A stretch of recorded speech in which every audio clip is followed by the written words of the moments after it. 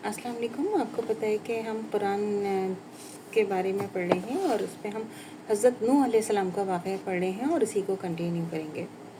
यहाँ तक हमने पढ़ा था कि उन्होंने वो एक बोट बनाई, कश्ती बनाई और उसमें उन्होंने एक नर और एक मादा सबको उन्होंने इस कश्ती में जमा कर लिया था। फिर जब उन्होंने अपने बेटे को बुलाया तो और वो कश्ती को लेकर चलने लगी और पहाड़ जैसी मौजों में नूह अलैहिस्सलाम ने अपने बेटे को पुकारा और एक अलहदा मकाम पर था, ए मेरे प्यारे बेटे कनान, तो हमारे साथ सवार हो जाओ, काफिरों के साथ मत हो। 1142। तो इसने कहा, मैं भी किसी पहाड़ की पनाह ले लूँगा जो मुझे पानी से बचा लेगा।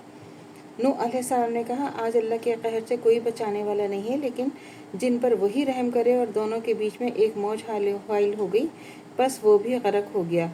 1143। नूह अलैहिस्सलाम ने अपने रब को पुकारा और अर्ज़ किया, ए मेरे रब, ये मेरा बेटा मेरे घर वालों में से और तेरा वादा सच्चा है और तू अहकमुल हाकिमीन है। 1145। अल्लाह ने कहा, ए नूह, ये तुम्हारे घर वालों में से नहीं है, ये तबाह होने वाला है, सो मुझसे ऐसी दरख्वास्त ना करो जिसकी तुमको खबर नहीं। मैं तुमको नसीहत करता हूँ कि नादान ना बनो। 1146। नूह अलैहिस्सलाम ने कहा कि ए मेरे रब, मैं इस अमर से तेरी पनाह मांगता हूँ कि ऐसी दरख्वास्त करूँ जिसकी मुझे खबर ना हो। अगर तूने मेरी बख्शिश ना की और रहम ना फरमाए तो मैं तबाह हो जाऊँगा। 1147। और हुक्म हो गया कि ए ज़मीन अपना पानी निकल जा और ए आसमान थम जा, और पानी घट गया और क़िस्सा ख़त्म हो गया और कश्ती कोहे जोदी पर आ ठहरी और कह दिया गया कि काफिर लोग रहमत से दूर हों। 1144।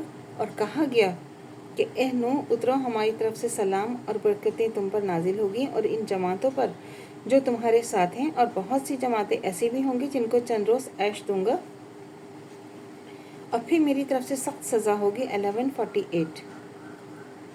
अब कौम हूद की क्या थी कि अल्लाह ताला ने तूफ़ान नूह के बाद एक और कौम आद को तकरीबन 3100 साल कबल मसीह में मौजूदा सऊदी अरबिया, जनूबुल अरबा, खाली सहराए अहकाफ़, हिजाज, यमन और हिजर मौत में पैदा किया, मगर वो भी जल्द शैतानी कामों में मुब्तला हो गए और उन्होंने भी अल्लाह की इबादत छोड़ दी। इस पर अल्लाह ताला ने हज़रत हूद अलैहिस्सलाम को इस कौम की तरफ भेजा। जब उन्होंने भी अपने रसूल की बात ना मानी तो अल्लाह ताला ने इन पर एक तेज़ आंधी अब बादलों की कड़क के साथ नाजिल हुई और 7 रात और 8 दिन तक अजाब बरसाती रही सिवाय रसूल के, और पूरी कौम को तबाह व बर्बाद कर दिया। ये आप देख रहे हैं अल्लाह ताला का अजाब किस तरह नाजिल होता है कि अल्लाह ताला की नाफरमानी जो है ना जब करेंगे तो फिर अल्लाह का अजाब नाजिल होगा। अल्लाह ताला जब एक ढील हमें देते रहते हैं तो हमें उस वक्त समझ में नहीं आता, लेकिन जब हम अल्लाह की तरफ नहीं पलटेंगे, अल्लाह ताला हमें मौका देते हैं, लेकिन अगर हम अल्लाह की तरफ नहीं पलटेंगे तो फिर अल्लाह का अजाब नाजिल होगा।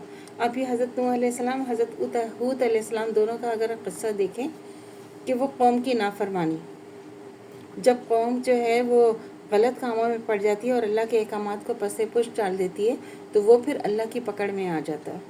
तो अल्लाह से दुआ करनी चाहिए जो हमारा ईमान है मरते दम तक कायम व दायम रहे, ख़ात्मा बिल ईमान पर हो। इजाज़त दीजिए। अल्लाह हाफिज़। मेरे चैनल को लाइक कीजिए, शेयर कीजिए, सब्सक्राइब कीजिए। शुक्रिया।